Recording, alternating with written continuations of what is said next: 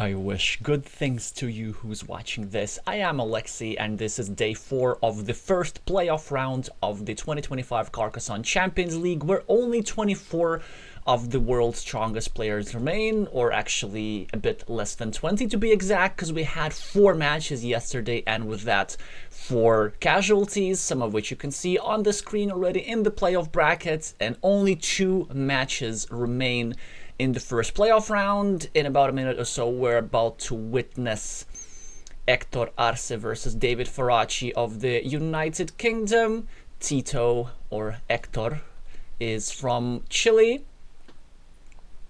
They're both evenly rated in their mid-500s right now. LordTerrycloth has a higher peak rating, but both of the players at the moment are a bit far from the peak, so we should expect like a really even matchup. The format is very simple. It's a best of 3. Whoever loses gets eliminated. Whoever wins gets to play Germany's yzemaze in the round of 16.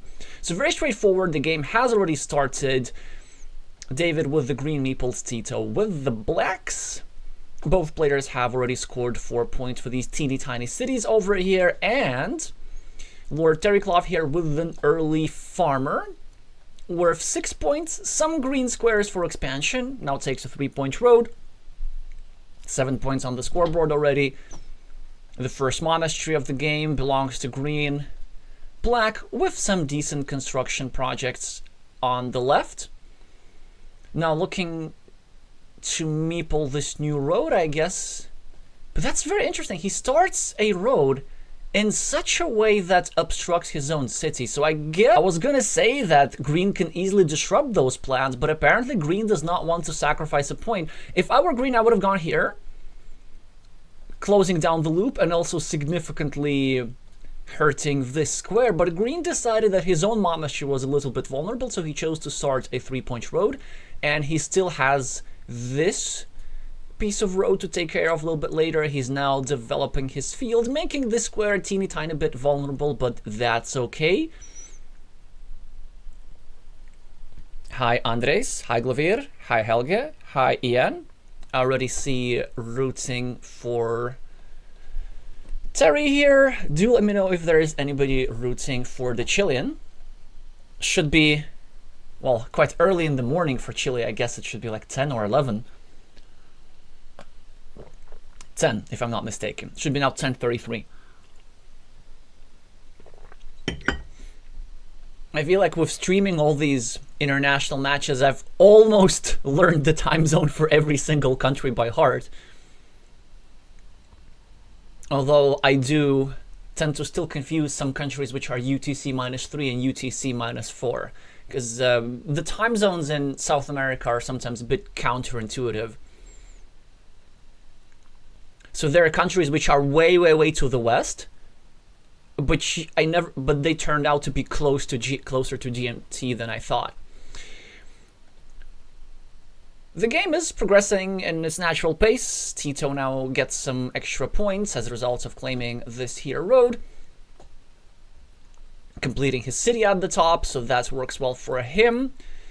Green, in the meantime, is preparing to finish an 8-point city. Of course, black is not planning to let him do that, but green can sort of kind of try and escape. This will allow moves that hurt both of these squares at the same time, but Tito did not get a great tile. What he did get was this idea with the road Dorito. That was lovely. He will now be able to get a meeple back from his road. It's a bit of a subtle decision whether he should point the road end towards his city or away from it.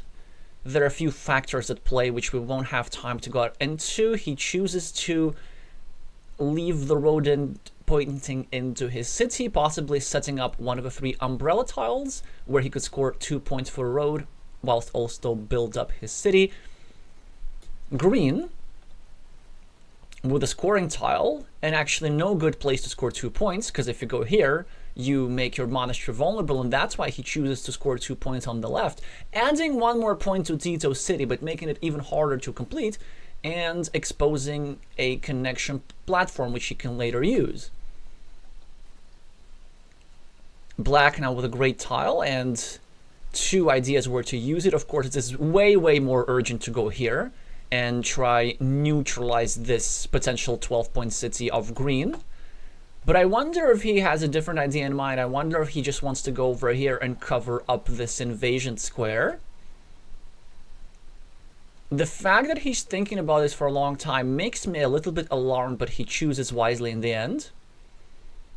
But this allows green to neutralize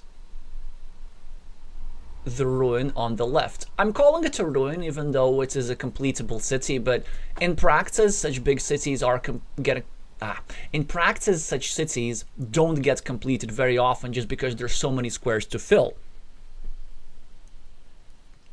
Hi Edgar. Yes, so this is the counterintuitive one, because Chile is way, way, way to the left, and yet there's only a 3-hour difference. Because the 3-hour difference is what we have with the east of Brazil. And so I just find it a bit difficult to believe that the east of Brazil and the west of Chile are in the same time zone. But I'll try to remember that for the future. So green successfully completes the connection on the left. Black tries to develop his little city at the top. Green can probably invade, so he should. And it will be a roughly equal position. Definitely the advantage on the scoreboard for the Chilean player. But green has the better monastery. A little piece of road here and there. Black also has a monastery, but it is a bit worse. It is worth 1 fewer point, and also this square is a bit awkward. It could get obstructed with a straight line perhaps, or even if it doesn't get obstructed, black will be forced to place a tile into a shared feature and build up a bit inefficiently. But he gets this curve, and he can score even more. He can either go for a 4-point road, or he can do this, and that's a smart move. Because not only does he start a road and get himself a monastery point, he's actually threatening this square. And it's also as important that he meeple this road, because had he not done this, green could have gone over here and meepled a road for 3 points. Now he still can do that, and in fact maybe he even should go here just to protect his square a little bit. But then if he does that, then he would be giving Tito a road meeple back, so that is a bit unfortunate. But then also, if you don't do that, there are really not many great choices for Mr. Lord here. Yeah, that's the downside of dropping early farmers like this. So the upside, of course, is that you spend 1 fewer tile on field fighting when it matters, but before it matters, whilst your field is still small, everything is equal except that Tito has the temporary meeple advantage. Yeah, and look at this. So he doesn't even have a productive use for this tile. And his idea is, okay, you're going to block my monastery, I'm going to block yours. But black is going to be happy with this arrangement, because let's say if black gets some sort of city plus road tile, well, that was a rather poor move by black. So basically, I just want to address one thing. If black gets his monastery blocked and green gets his monastery blocked, it's an arrangement which is suitable for black because his monastery was iffier in the first place, and the blockage of green's monastery will also limit the potential of this field. But this move over here, it was, well, really a waste of a city cap, because the intention of that move was to follow it up with the curve, by the way, something that he ended up drawing right now, and to block this monastery completely. But one thing that the Chilean did not have in mind is that this is super easy to defend. So in fact, Lord now managed to do so many things. He prolonged his road, he completely secured these squares. The only way to block this square now is to draw one of the 2 remaining road monasteries, something for which green has a good use in the first place. So the most likely outcome is that green will fill these squares, and he'll probably do so with a powerful combo. A vanilla city cap plus a monastery, that would score him 13 extra and get him a meeple back. 17 extra, actually, because he would also be developing his farmer. No, not 17, 16, yeah. So 9 for the monastery, 4 for the city cap, 3 for the field. This is also one of the reasons why it was such a big mistake from black. Dropping city caps in your opponent's field is like the last thing that you want to do. But green is short on meeples, and he probably cannot afford to meeple his monastery. Sadly, it is the last meeple for him. But he will still, in all likelihood, be getting these 4 points. Although it's a bit of an unfortunate tile draw. He would have loved to draw the splitter a bit earlier so that he could score here first. But he has a good use for the splitter anyway. He goes for a 6-pointer here. Oh, a 12-pointer, sorry. Separates himself from Tito's city, develops his field, takes the lead on the scoreboard, takes the lead on meeples, and of course, black can still finish this city for 8 points, but not with this tile. Black still is yet to draw a city cap, and suddenly his position isn't that great any longer. What do you even do here? Maybe... Wow. That is a really unusual game here from Tito, because he was playing so well in the qualification cycle and in the group stage, but here I'm not sure. Maybe hasn't fully waking up, maybe some nerves. So this move again, it's actually helps green's road a lot. So there was really no reason to do that. Maybe he was just struggling to find a productive move, and that's why we see a loss of a point again. But, you know, a loss here, a loss there, and you help out your opponent inadvertently in a couple of cases, and then this can absolutely cost you the game. Although Tito's still doing very well on the scoreboard, 8 points extra, now managed to equalize in meeples and already start the farming onslaught. He's now trying to invade here through one of green's monasteries, and a backup meeple is already in place. There are actually 2 long-term invasion routes, and it's quite difficult for green to manage to re-invade. I guess green could go here with something like a Dorito tile and use this farming platform to re-invade, but he can't do that yet because he still needs to consolidate with his meeples, either by drawing one of the 2 city caps in order to finish his monastery, or by drawing 2 road ends and getting his road meeple back. And since he can't consolidate, he's trying to work out an advantage in different ways. So first of all, he started blocking the monastery of Tito, and this is sort of kind of working out as the Chilean does not get a defense. There are still 3 tiles that fit into this square, but I'm pretty sure that this will taken care of in the next move.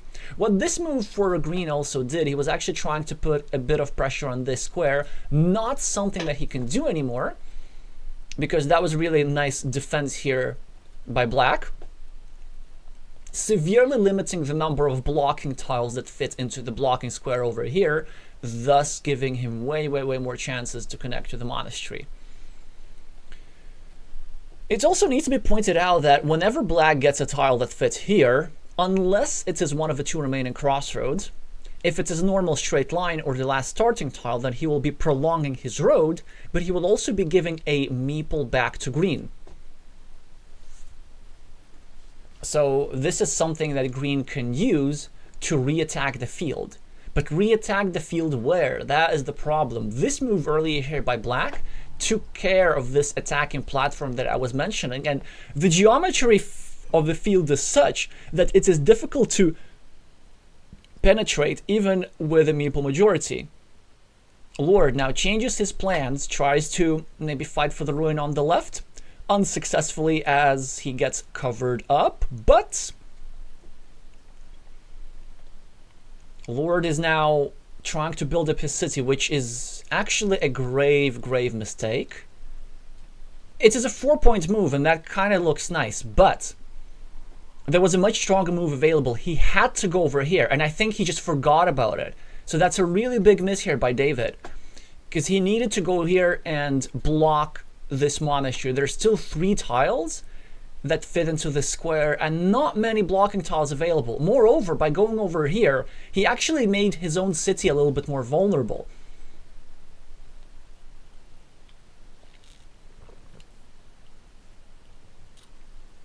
Fortunately for him, he draws the city cap quickly enough. But this monastery is still in the open.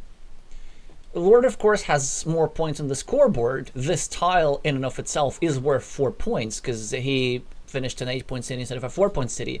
But a meeple, trapping your opponent's meeple, is way, way, way more valuable than 4 points in a position like this.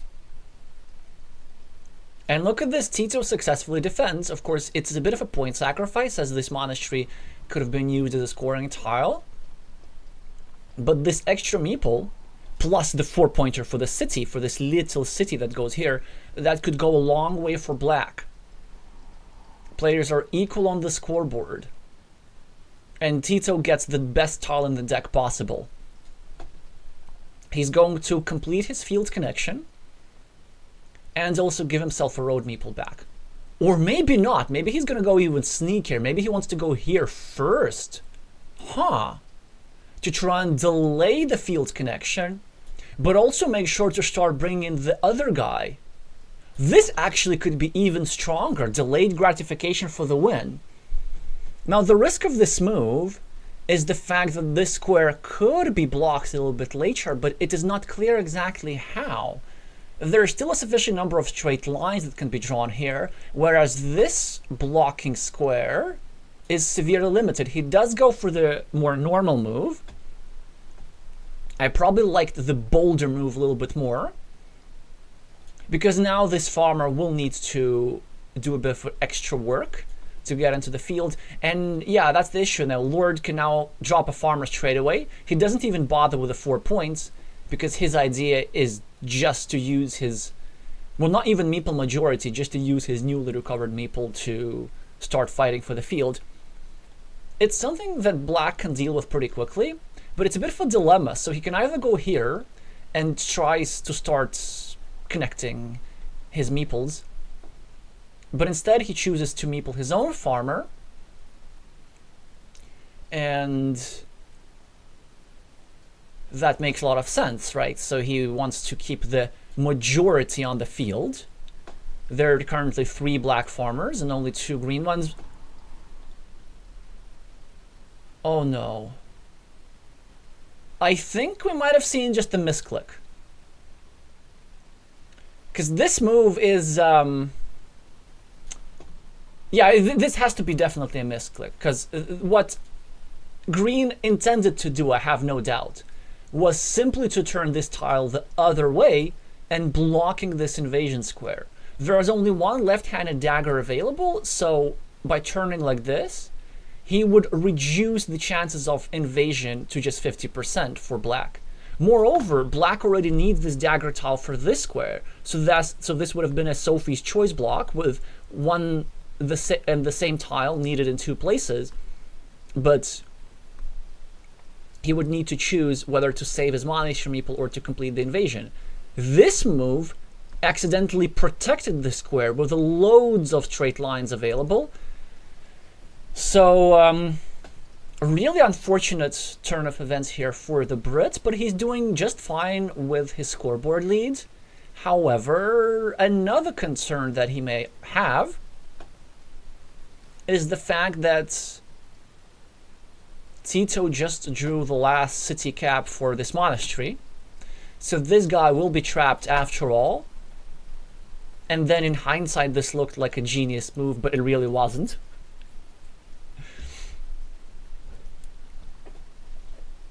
But then, does it even matter that this monastery is going to get trapped? Lord's ahead, 10 points on the scoreboard. The 2 monasteries are equal. And he's in sole control of a 10-point road himself. So this is 20 points, and even if Tito successfully fights for the field, which is actually not at all that likely, because he needs to accomplish way, way too many things. Well, it's possible that he needs to go here, here, here, and all these things. That's all doable, right?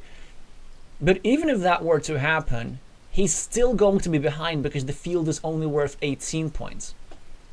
So that's why it is important not only to fight for the field, but to also score. And that's why black takes 4 points here. Now only 8 points behind. It already puts him within striking range. If he equalizes the field, then he's going to be completely equal. Well, I mean, he has equalized the field now. I meant that he's trying to overrun the field. So if he overruns the field, then we're going to have a completely equal game. So as Lord here, I don't think I would be even too preoccupied with trying to protect the field. I can probably just keep scoring, prolonging my road, getting myself these extra couple of points in the overall game lead, making sure that if my opponent completes the field connection, they're still going to be behind.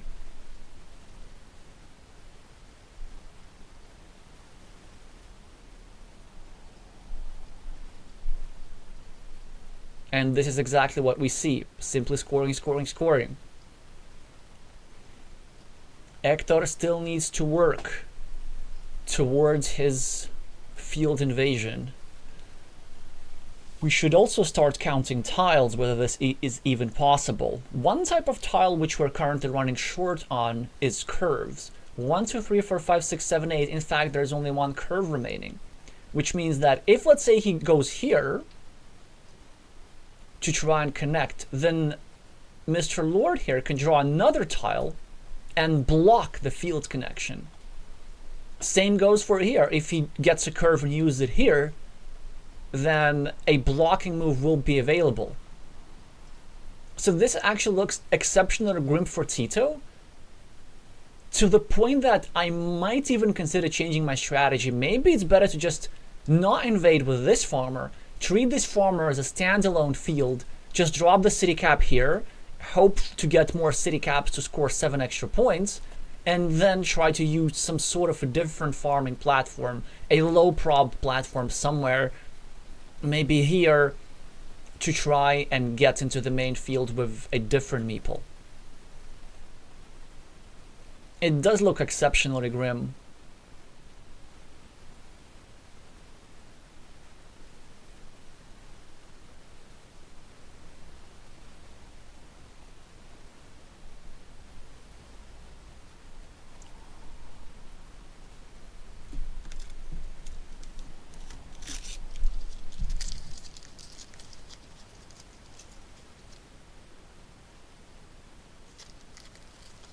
This is a strategic decision here for black.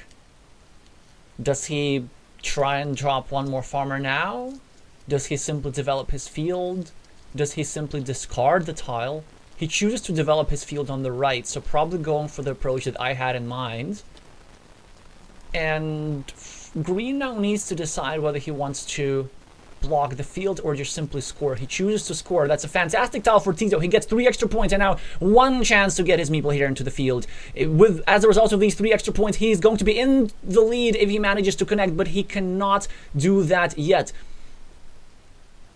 David with the scoring tile. But now something important needs to be realized. This is not just a scoring tile, this is also a blocking tile. He has a move available that is going to basically win the game for him on the spot, but does he see it? It's a counterintuitive move. He can go over here and score 2 points with the city cap facing downwards, using the fact that there's no city plus field tile available.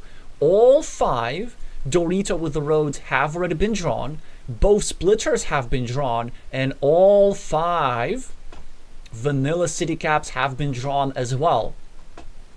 So in fact, the only tile that is available to connect to this field is the 1 remaining curve. And by turning this tile upside down, he doesn't see it. He doesn't see it. Instead, he simply scores. I think he can still possibly win the game anyway, or can he? Because Tito can now claim this 9-point field. And then he can just simply hope to get a curve. But LordTerrycloth gets the last curve available. So this farmer will not be entering the main field. And the best that the Brit can do is, of course, score 6 points. And this will be more than enough.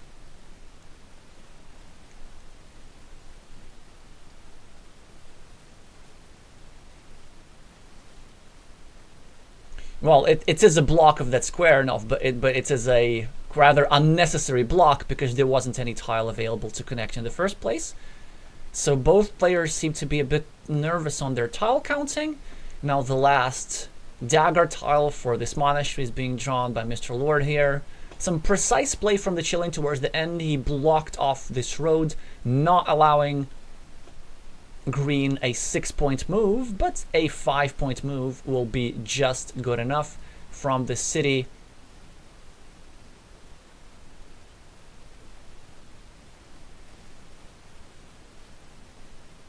Yeah, so this game got a little bit closer than it had to be, but ultimately the Brit managed to take care of the field invasion platform, build his own road, build himself a big scoreboard lead as a result of a few cities with shielded tile here and there, and with that he will be taking the lead in this match.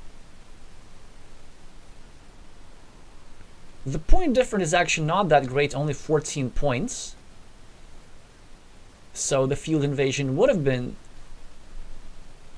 it really, really close. The field invasion would have been 15 extra for Tito. So actually, yes, Tito could have won with a farmer with the right distribution of tiles.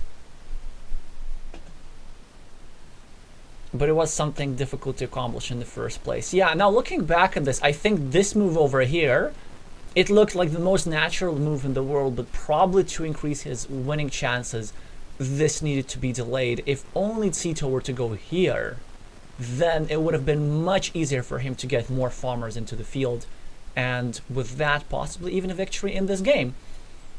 So a back and forth game started out real well for black, then green took over. Let's see what happens in the next one. The players will be taking a 1-minute break, it appears, so this gives us time to update stuff, update our scoreboard.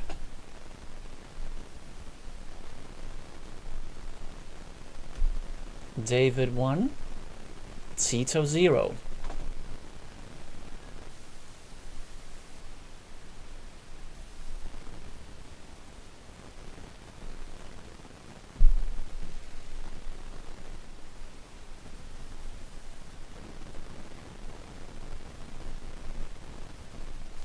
I just want to double check what the agreed length of the break. 2 minutes, they say. I'm not sure if these are actual 2 minutes or metaphorical 2 minutes. Well, it looks like these were actual precise 2 minutes. 14:56 was the message, and Terry's already saying they're ready.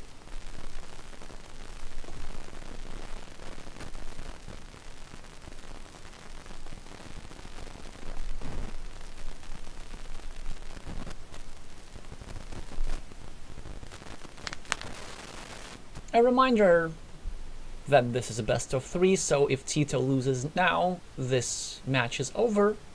If Tito wins, then we will be headed into a decider.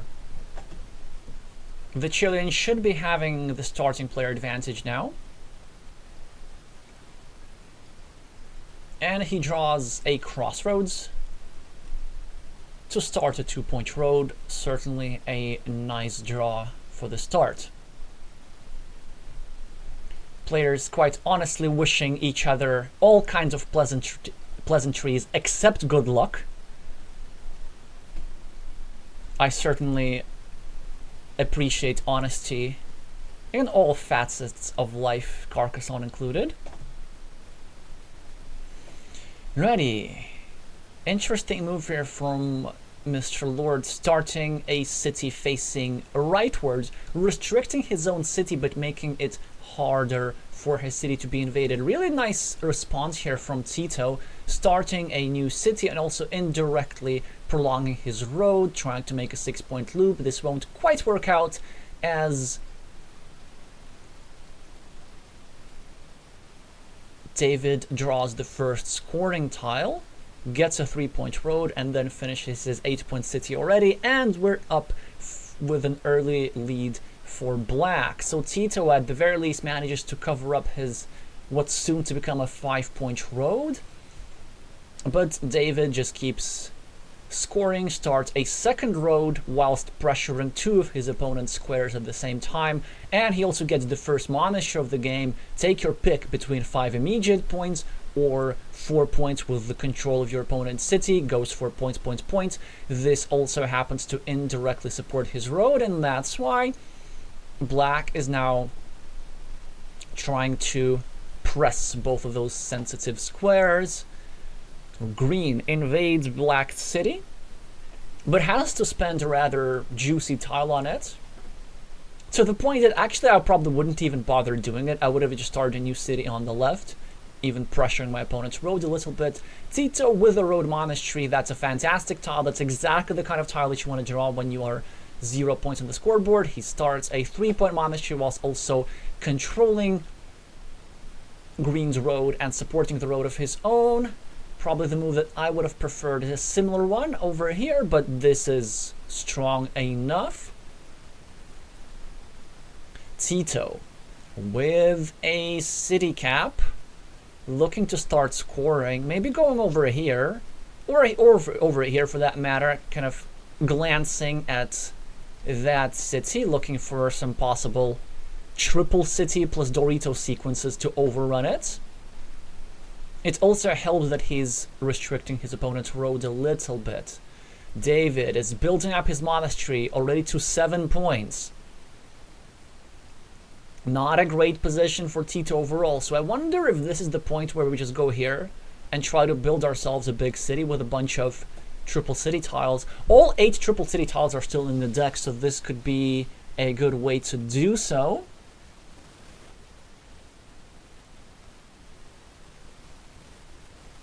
There's some other moves available. He can make some sort of blocking move, going over here, for example, playing against his opponent's road. That could be powerful enough. Also here is not necessarily the worst, trying to block his opponent's monastery, but at this score, blocking is just not as powerful. He needs to score his own point rather than restrict his opponent, and this is exactly what he is doing, trying to go for that bigger city. But then we'll also see, does he know how to develop this? So after this move, there's only one proper follow-up. You need to wait for a double triple city sequence. If you try and accomplish this with 2 Doritos like this, it is surprisingly easy to block. So I'm really curious to see what Tito's gonna do if they draw a Dorito. And what Green should do at some point is try and exert some pressure on these sensitive squares, making it harder to build up. But not now. I think the plan of Green is just to try put more pressure. Yeah, and look at this. Tito knows this pattern. He does not use a Dorito in the tempting square over here. So many players would have done this. He uses it for a better purpose, trying to threaten yet another city, inducing another meeple investment from Lord, and Green is forced to give away a monastery point and a potential 5-point road. Now, of course, Green is trying to pressure one of those squares. Tito's still waiting for one of the 7 remaining, or rather 2 of the 7 remaining triple city tiles. David with a curve, that's a great tile for him. He can use it to meeple a 5-point road. But he even goes for something actually really, really smart. He's trying to pre-build that road and meeple it upon completion, but this will allow Tito to score 5 points on his own. This of course will give a meeple back immediately to Green, but 5 points is way too much to pass up, especially when your score is 0. So finally the Chilean gets some points on the scoreboard, but David immediately gets some monastery. Will be looking for either a 4-pointer here or a 5-pointer here. This 5-pointer is in a vulnerable position, so probably 4 points here would be my choice. It also nicely controls this road, and instead he uses it as a farming tile for 0 points. I'm not sure how I feel about this. I mean, I know exactly how I feel about this, because Tito now has a great move available to him. Well, actually he has a multitude of moves. He can go here and simply separate his 8-point city and keep this. Yeah, exactly. That's the best move. Even though it's really not obvious, because this move was also tempting, this move was also tempting, but it's really, really nice. Not only because it gets him to score some points, but also because it creates a different field, kind of asking a question to that farmer, and the question is, what are you doing? But green is saying, all right, maybe this farmer doesn't score that much, but my leftmost farmer will. So he's committing himself on 2 fields, and there's still some options of drawing a road monastery here or here, which would unify this farmer and this farmer. So Tito's task is just to draw the road monastery himself, and then maybe even fight for the leftmost field. Also, great patience here for the player with the black meeples, as he finally got himself a triple city tile and 1 more triple city tile and a 14-point city as a reward. This will come at a cost, as his own monastery is about to get blocked, but that ain't no big deal. This monastery is scoring more than the 0-point farmer in any case, and he will be also trying to exert some pressure on this square as well. But LordTerrycloth immediately with a city cap gets himself a meeple back, the lead on the scoreboard, and suddenly this farmer looks fantastic. What started as a struggling smallholder now developed into an agricultural corporation. In addition to this, the monastery of Tito is now completely blocked, as all 3 dagger tiles have already been drawn. So this is an 8-point monastery which is already losing to this 9-point farmer, and this farm has so many green squares that it can keep developing and developing and developing and growing and growing and growing. Tito with a road tile. Not many great places to use it, but he has one important objective, and that objective is going over here and dropping farmer. He needs to fight for the leftmost field. Oh, actually, that's a good question. Do we fight for the leftmost field, for the rightmost field, or both?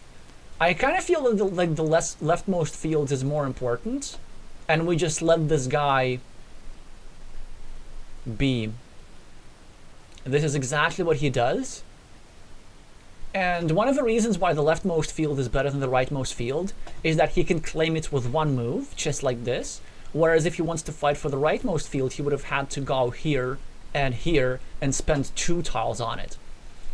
And whilst this field is at 9 points, it's still not that much, so we don't have to fight for that field necessarily. Now if it gets to 12, it kind of becomes a bit more of a must. Also, it needs to be pointed out that black has been struggling to draw a curve, so this square has been staying unfilled for quite a long time. And not the best tile here for black, so I wonder what he does. Maybe just going over here, trying to put some pressure on green's road. But at this score, I wonder if green even cares about it too much. I don't think it's that important for green to get this meeple back. It's simply important for him to preserve these 8 road points and not share them with black. So probably if he goes over here, this will be a bit of a relief for green.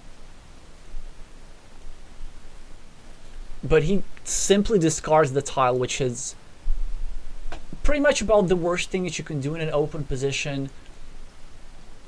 And also, it was actually quite important to try and block this road a little bit. I said that green does not necessarily want a meeple back, but a meeple back won't hurt. It will just further improve his position. Moreover, there's the threat of drawing a road monastery, which would create a big field with a majority for green. And because the long-term meeple majority will belong to green as a result of this blocked monastery, then this will make life just really, really unnecessarily difficult for black. Black is still ahead on the scoreboard. That's something that needs to be remembered.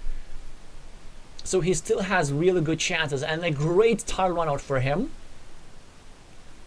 But he will now be thinking, of course he's going to be finishing his city at the top, but do you fight for the road or do you go for the farm? He chooses the road, maybe planning to drop a farmer here later, and It is quite fortunate for him that Lord does not draw any blocking tile.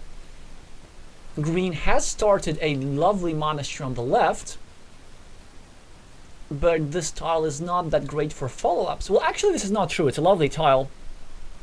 He can simply go here, build up the monastery, and try to wait for one of the 5 remaining city plus road end tiles. There's still 2 umbrellas and 3 horses available, and this would set up a nice 3-point road and then a nice meepleable city upon completion of the monastery.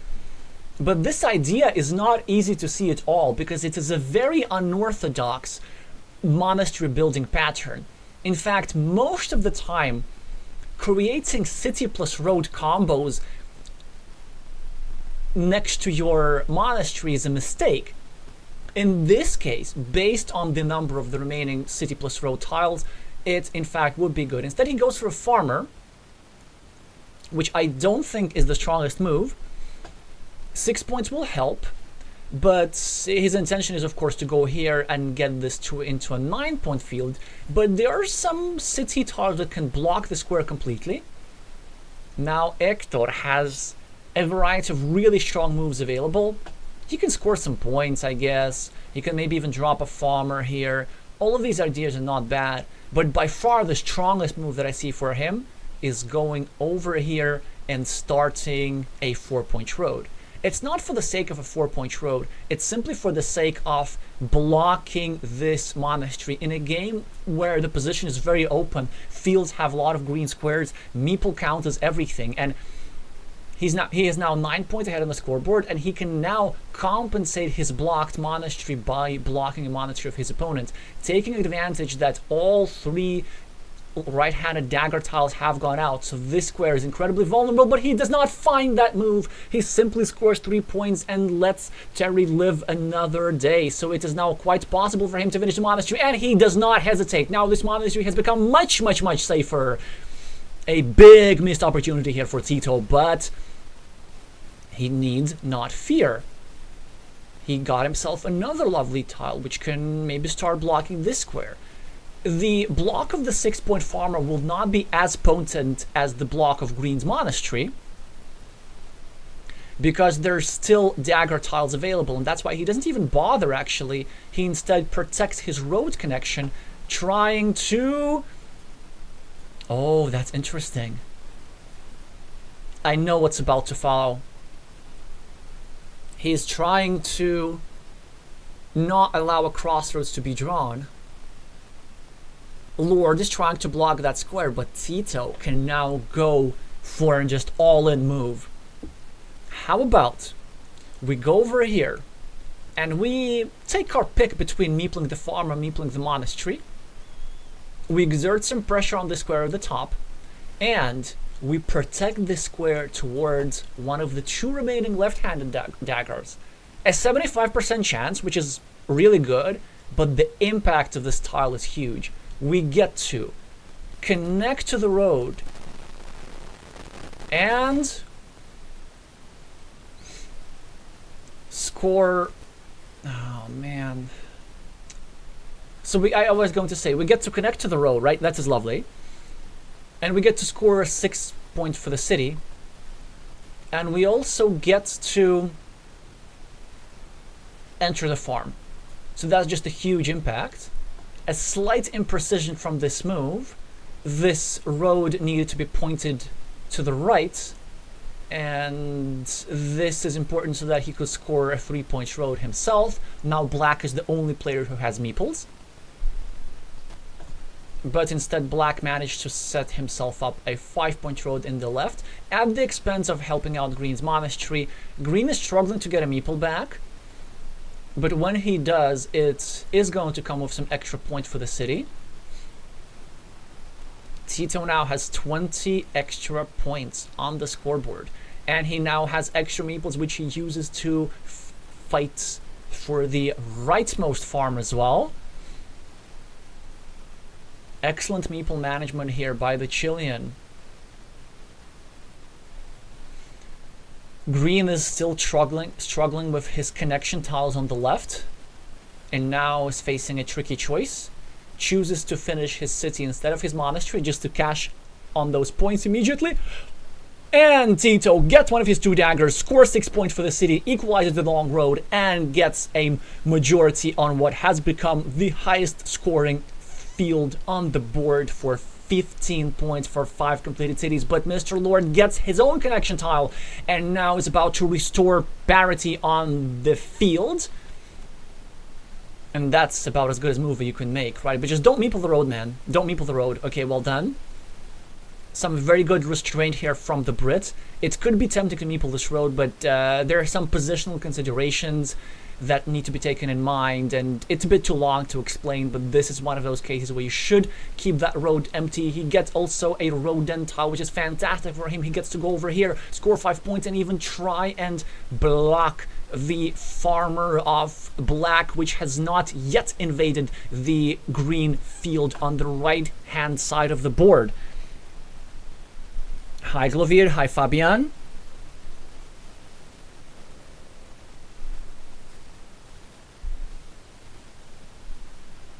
Oops, we're gonna sort out the static noise in a second.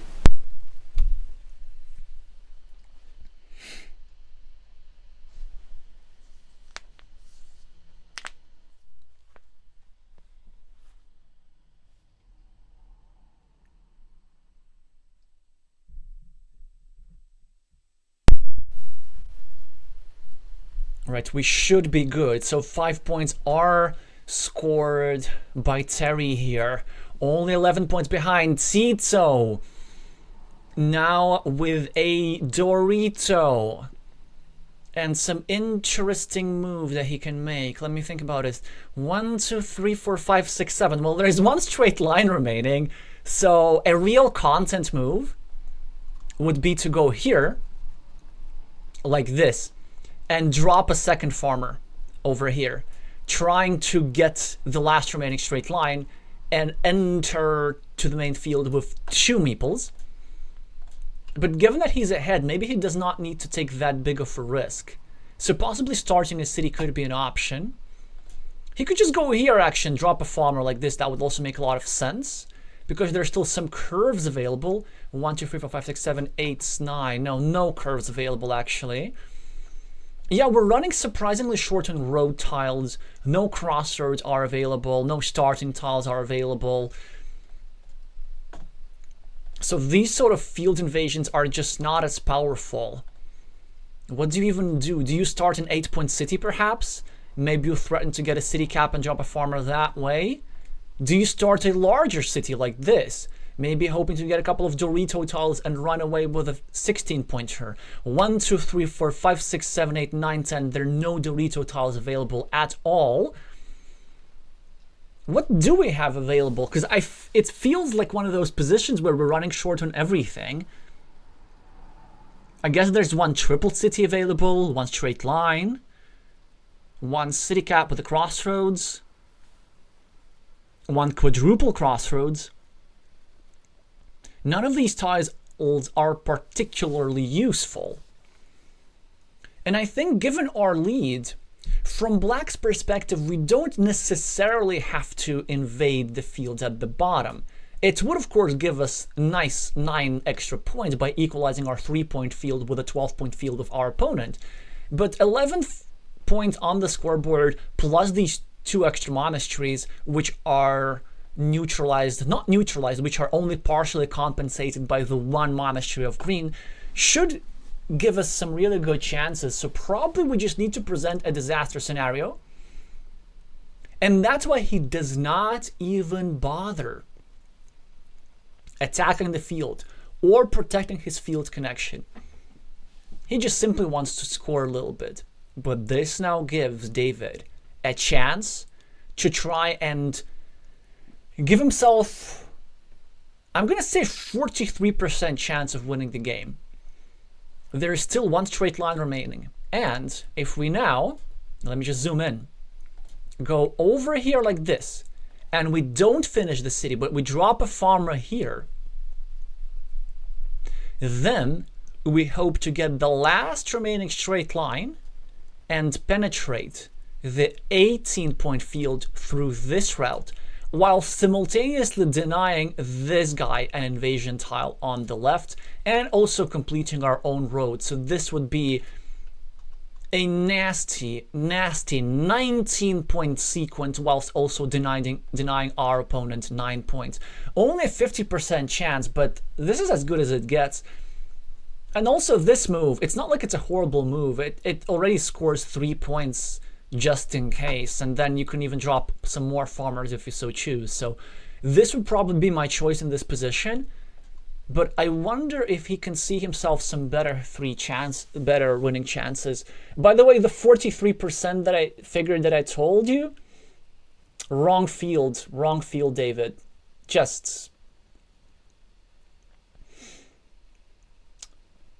That is a rather unfortunate move. And this should be costing green pretty dearly. So first of all, this farmer very nicely equalizes this farmer, right? But it's something that you only do if you have the lead. Because, and also, like, if you think about it, why go for a 12-point field if there's an 18-point field up for grabs? Tito apparently doesn't like fields either. He does not bother attacking the leftmost field when the left field is worth 18 now, actually. So really, both players seem to be ignoring farms at their peril. Now, this move at least makes sense. Even though there are no Doritos available, there's still a splitter tile available that can be used as a Dorito to finish the city. David finishes a monastery, starts a new city. Tito with a crossroads. He can use it here to invade the field, although I doubt if there are even invasion tiles available. I don't think there are. Yeah, there are not any invasion tiles available. Actually, you know what Tito could have done last turn?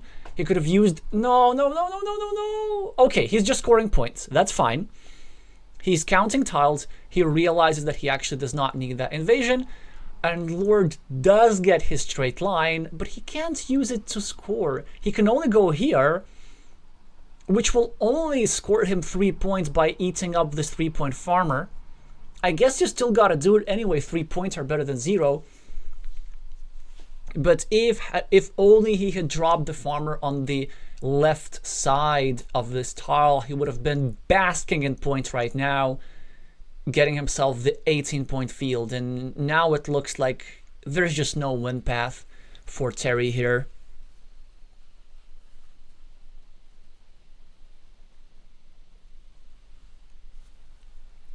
Yes, Helge, maybe it's an issue of just emotional attachment to the right field, which is sometimes an issue in Carcassonne. Like, it's quite easy to tunnel vision, especially if there are two fields and one of them suddenly becomes more valuable than the other. It's quite easy to forget that the priorities need to shift.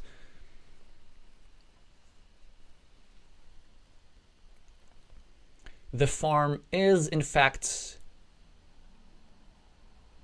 being connected.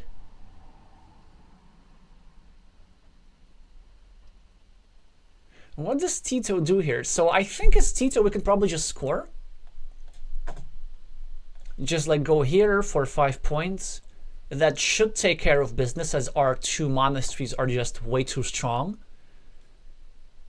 Losing this 12-point field will not be a problem.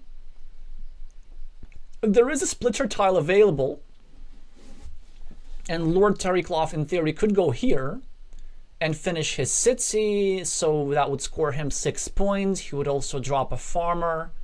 That would be 9. Still not enough. So for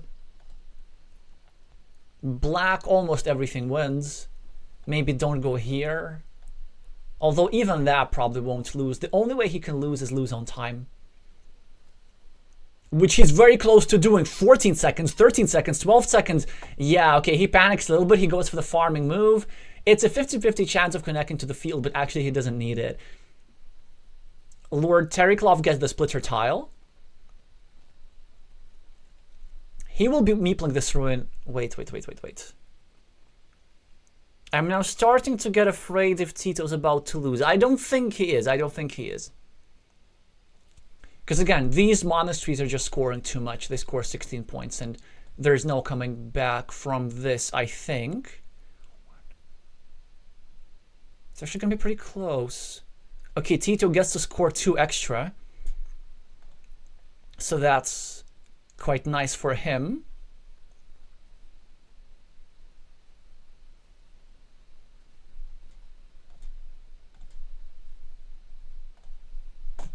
Wait. So who miscounted?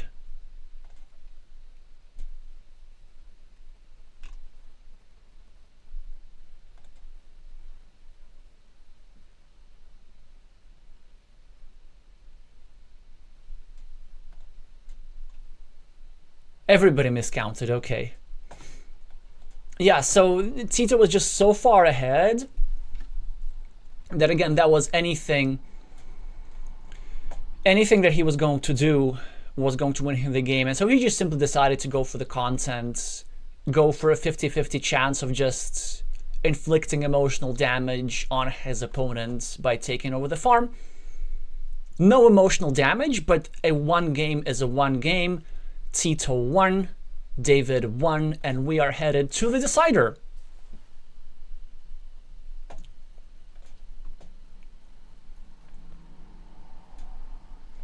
Yeah, it's also quite unfortunate because David had the tiles in order to win. This, like, imagine, by the way, if we just look at the final position, and if we replace this farmer, just if we teleport this green guy a couple pixels to the left, and this road tile, of course, goes here because it was drawn by green, then let me count, it would have been 13 more points to green in comparison to the game.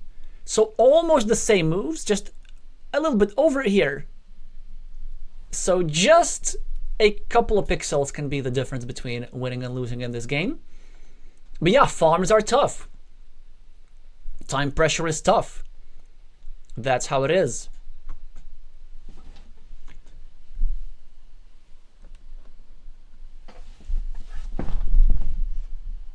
Wait. What's going on there? Yeah, we're good.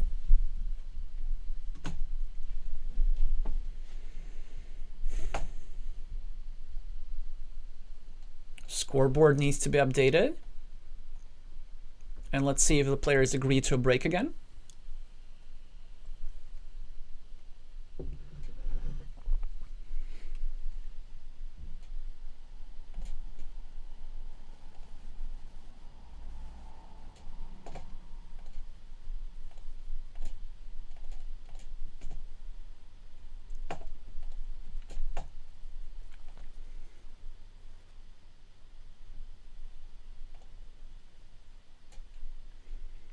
No break this time. The table has already been created.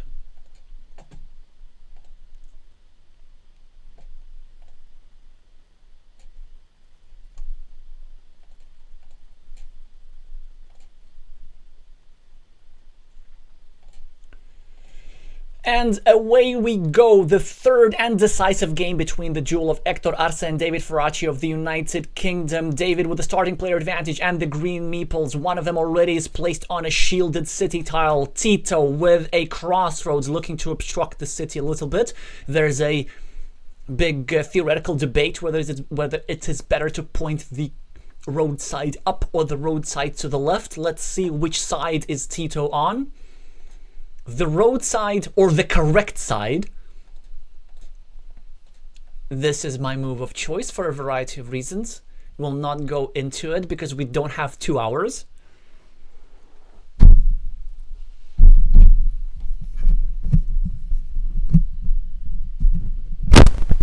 Well, and he goes neither. It's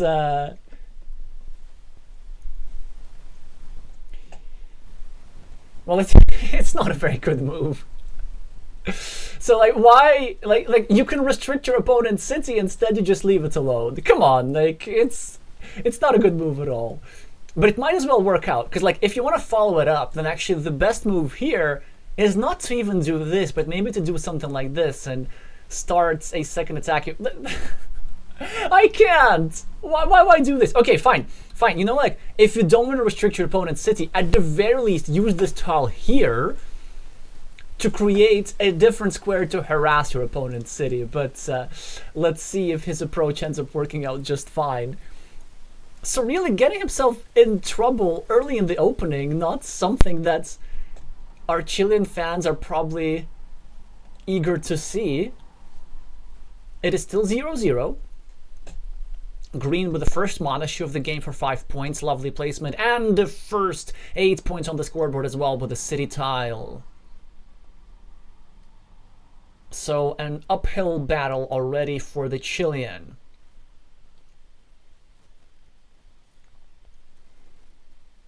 But some good moves available.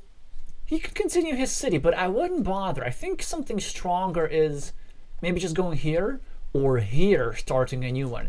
The reason why I really like this move is because, first of all, this configuration of having a meeple on a Dorito and a meeple on a city cap back next to each other is actually really underrated and much more powerful. But second, if you go and start a new city here, you are threatening a complete block of the square, which, by the way, would have already worked by now. An important strategic concept of Carcassonne is threats.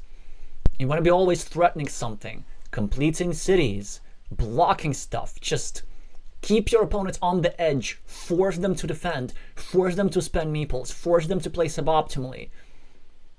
And for now, just a lovely tile for Lord. 4 points for the city and neutralizing Black's road. Again, a situation where Black has a really strong move available to them, but it is quite difficult to find.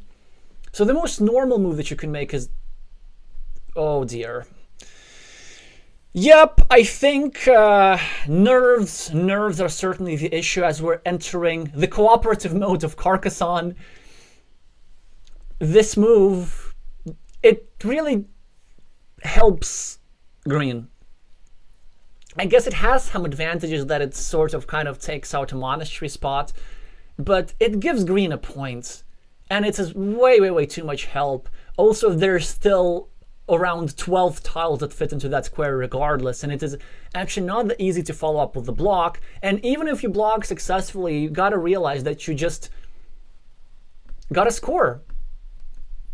The move that was correct, and that was actually difficult to find, with this tile starting a 3-point road here and restricting this square, making this invasion impossible. And this would have resulted into Tito already completing an 8-point city. Well, not quite, because this tile could have been used for an invasion, but this certainly would have led to a much better position for Tito. So yeah, these opening moves require a lot of knowledge, a lot of board vision, a lot of concentration, and very often games are decided like within the first 10 tiles, and it looks like a better position straight out of the opening is what we have. Green gets another monastery, starts stacking, and really difficult life for Black. But we've seen all kinds of comebacks in this tournament. So I don't think it is time to say goodbye to the Chilean just yet. A curvy tile for Tito. He chooses to score. A decent move. Might even drop a farmer, but that would be a bit premature if you ask me. It's really nice to keep that meeple advantage. Some other moves were available, maybe pressuring some of the monasteries, but he got a score. I have to agree with the Chilean here. David builds up another city threat. Road monastery for Tito. That's about the best tile he could have wished for, but can he find the best placement? There are 3 good monastery spots.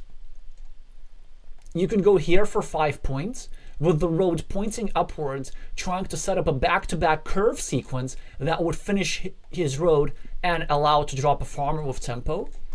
Or you can meeple one of these 2 squares, try to control Green's city rather. He goes for the most aggressive scoring move, which makes a lot of sense.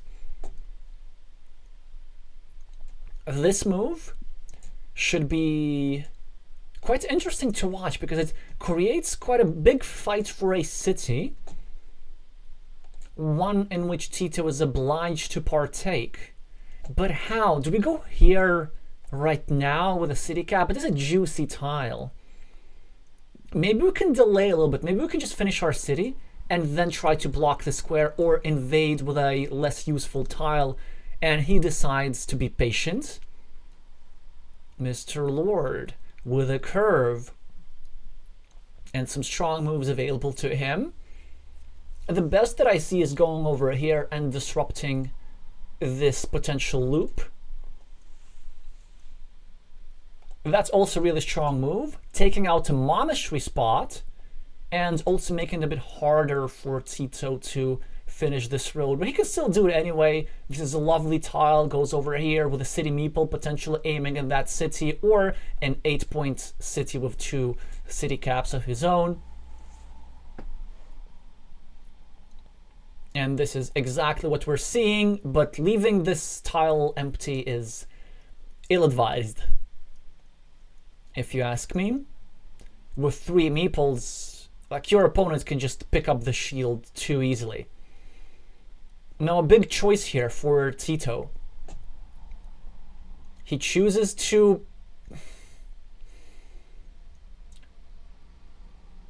continue his monastery, but it allows a 4-point road for Mr. Lord and an extremely vulnerable square over here. So now a crossroads is an absolute must for black to get these 2 meeples back. There's no game without these 2 meeples back. Still 5 crossroads remaining in the deck. But a major concern for Chilean fans should be the fact that the quadruple crossroads have gone out, which means that there are more blocking possibilities against this square than usual.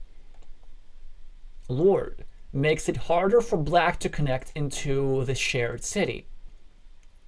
Black still has 5 triple city tiles available, but he does not find the best move, sadly. The best move, I think, was going over here and starting an 8-point city. But okay, we can live with that. We can live with that, maybe, sort of, kind of. Then the intent of that move is trying to get a blocking platform against this square, which would be fair. But green is creating a threat against this square. Black chooses to ignore that, which I think is correct in this instance, but this results into a blocked meeple for black. Really, really difficult situation here for Tito, but still a playable one. A loss of a meeple is not that important because Mr. Lord here has some awkwardly placed meeples as well. I mean, they score a lot, but my point is that black is still not at a meeple minority. If only black can get these meeples back soon enough, then we're talking. Mr. Lord with the chance to go at the top, but instead he chooses to protect his monastery, which I think is mistaken. So the protection of this monastery is actually not that strong, because this protection is also a restriction. Now, there's only 1 tile that fits into this square, and this is the one remaining vanilla city cap. Without this road tile, there would have been this, by the way. So it's kind of turned out that David sort of blocked himself. Tito with a splitter and the lead on the scoreboard. Still, it's an equal position, because David has these monasteries and this big ruin. So in fact, he possesses more points overall, but green, with the superior meeple count, is preparing to inflict some damage. What exactly do we do? Do we just go for 4 points and leave an empty 8-point city up for grabs? That certainly will be entertaining. Do we start a field here or here, hoping to abuse our meeple majority by creating some field? Instead, he chooses... Wow. Yeah,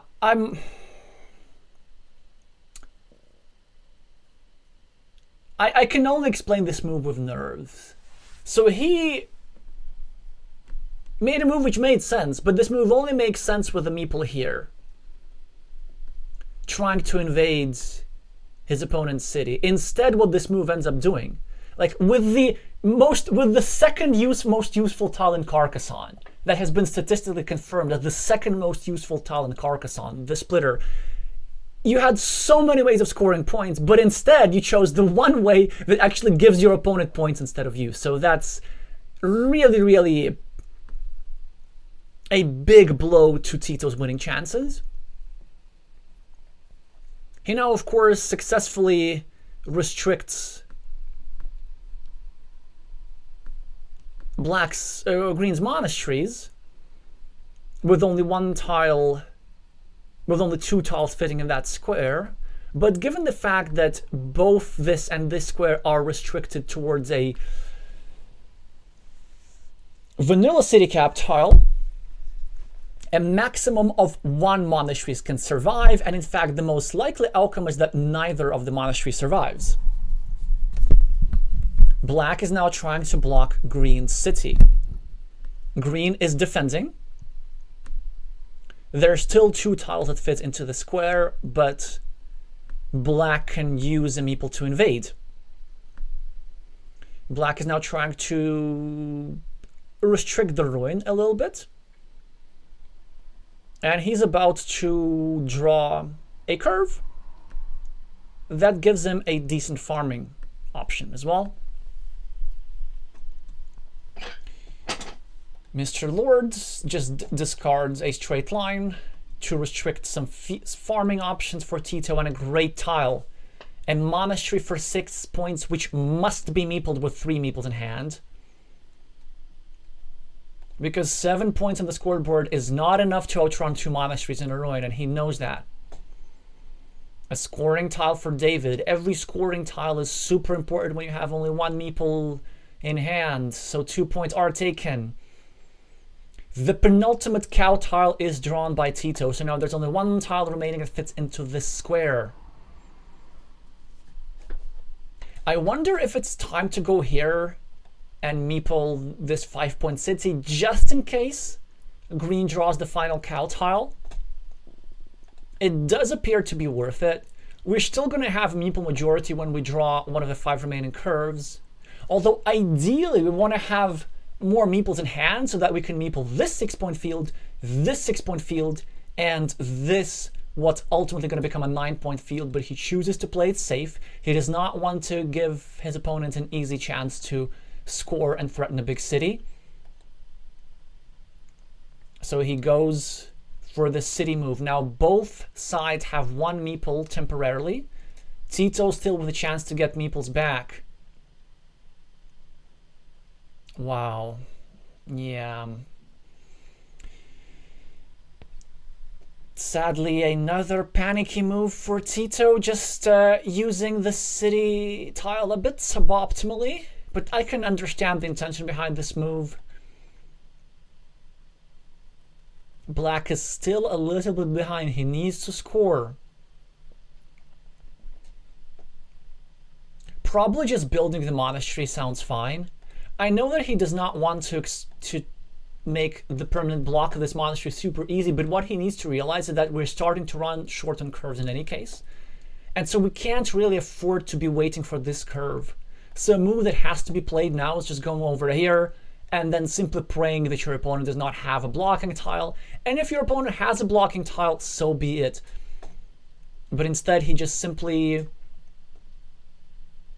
tries a blocking attack against his opponent. Okay, finally a curve is drawn by Tito. It needs to go here. And that's something that he might not know, but he actually needs to drop a farmer here.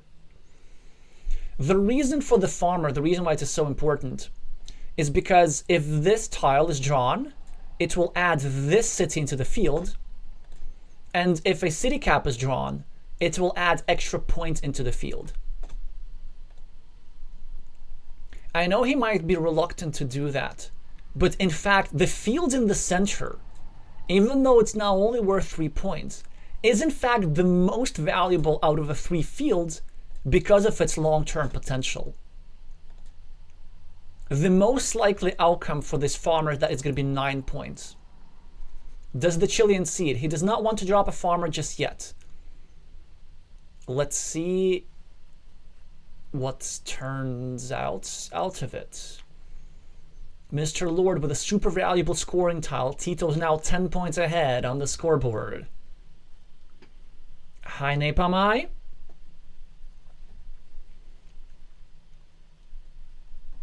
A 3-point move available to just shorten the potential of some bigger farms being created. But he might be eager to make a 2-point move to pre-build a longer road going through his monasteries. He does go for the move that gives the most points initially. Now Tito has to score here. We could go here, meeple this farm. We could go here, meeple this farm. We could go here and meeple neither of the farms. That's also an option. I think we should be starting to count points again. Okay, so Tito's 7 points ahead, compensated by these monasteries. These other meeples cancel each other out. Tito has 6 unblocked cities. Lord has 3. So 3 points for Tito, and Lord has this big ruin. 1, 2, 3, 4, 5, 6, 7, 8, 9, 10, 11, 12, 13, 14. So LordTerrycloth is currently 11 points ahead. So this means that 1 farm will not be enough for Tito. He needs to farm for 6 or 9 and then score points. It is quite likely that whoever draws the last vanilla city cap is in fact going to win the game, just because it's such a good scoring tile. Overall, green with the better winning chances here, because green with his meeple minority did a great job keeping the position closed and not allowing scoring opportunities. Tito decides to start a new city with the idea of getting a city cap and getting a meeple back, and this will work. But David is pre-building a 6-point road going through his monastery. Will he get a dagger tile that goes to this square? And he does get a dagger and gets the 6 point, and with that, the most likely outcome of this match is a win for green. It was an 8-point move, 6 points for the road, 1 for the monastery, 1 for the monastery. Now still a starting tile. No, a vanilla city cap tile can make it so that he's even going to get a meeple back. And Tito really does not have many options here unless we go over here and we try and build a 12-point city or a 50 or a 16-point city or something like this. If only there is a city plus road tile, which there is. Check this out. We go here and we start a new city. Then we get the last dagger tile, which is still available. And then we get the last vanilla city cap tile and drop a farmer for 9 points. We can even make it more extreme. We can go here and drop a farmer first and then get the both city caps and meeple the city. Instead, he drops a farmer like this, which also is a similar idea. A city cap is drawn by Tito, so okay. It's still doable. It's still doable. All he needs to do is actually sacrifice points and not go in any of these squares, but maybe go here and start a new city and hope for a 10-pointer, which is in fact going to be a 13-pointer because he's going to score 3 extra points for the farmer. Is that still doable? I think it is. And I think the move here might be not to meeple this side, but in fact meeple this side? No, this is not true. This is not true. Here is the move. There's 1 of each dagger remaining. So if we go here and start a city, and hope for the last dagger remaining, then we're good. Or you know what? How about we just go here and we'll leave this city empty and we just gamble for it? Because I don't think there are other city plus field tiles available at all. Oh no, this is not true. There's still a Dorito, a simple Dorito. So we probably have to meeple it. In fact, this is not strong enough. I think this is simply not strong enough. Lord has way too many points on his blocked ruins. David can obstruct that city a little bit, and he does so. Tito with the monastery does not have a way to score. LordTerrycloth with the dagger. He's not able to score for the city cap. Not that he has to or anything. He can just meeple a 6-point farm here. This should be enough for him to win. Now, the best possible run out of tiles is Tito getting the last dagger immediately, scoring 7 points here, and then getting something like a curve. 1, 2, 3, 4, 5, 6, 7, 8. One curve still remaining to score 7 points here. 1 for the monastery, 6 for the farm. Like, that's the maximum he can score. So he can score 14 in 2 moves with the best combination of tiles possible. But is that even enough? Maybe.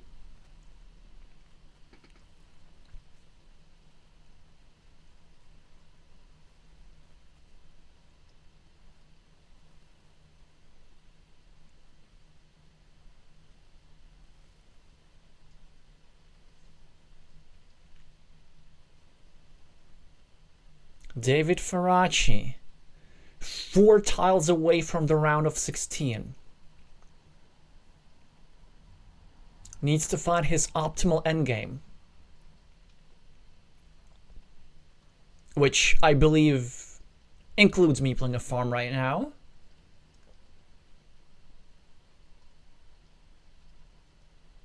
Let's see, 16, 21, 15. So Mr. Lord is like around 10 points ahead right now, if I'm not mistaken. Maybe 9. 8 points ahead, something like this. Well, that's actually pretty interesting. So if he goes here, he's 14 ahead. And I don't think he can score extra. So Tito wouldn't in fact have a 1 in 12 chance to equalize the game. Okay, he goes for the farmer, but Tito gets a monastery, and this means that it's over. It is over, and also the last dagger has been drawn by LordTerrycloth. Tito will get his 7-pointer, but he will come about 10 points short. That's how crucial this tile draw was. So yeah, David really doing an excellent job with his meeple minority, just not allowing his opponent to score anything. The best that Tito could do was this 5-point road, and Tito really probably wishes he had this move back.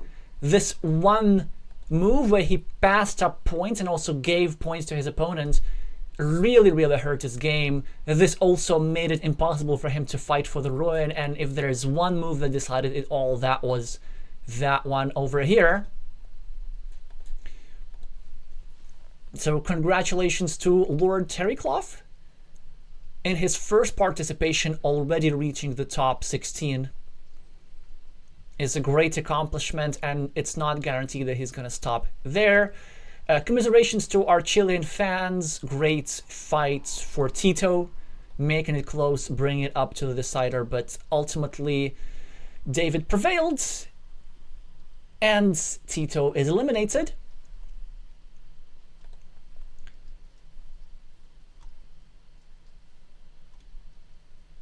Let's update the scoreboard, and then we're going to talk future plans.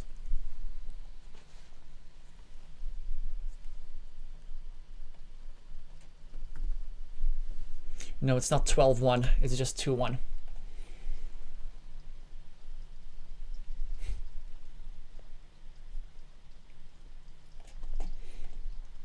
Let's see what the players are talking about. Wait, that's the wrong match. Let's just have a look at some of their post-game analysis.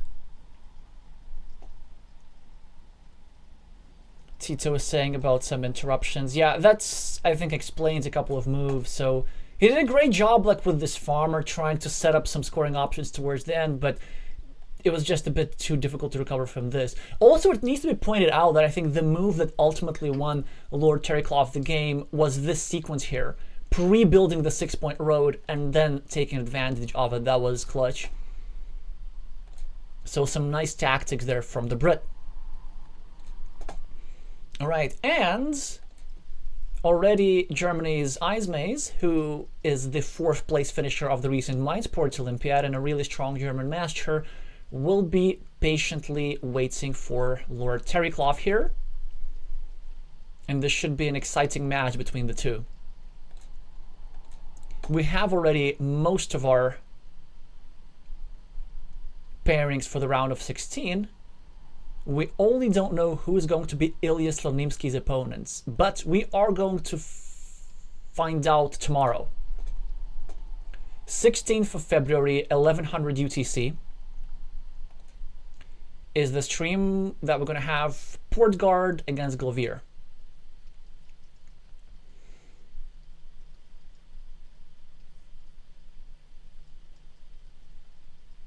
Vietnam versus Portugal.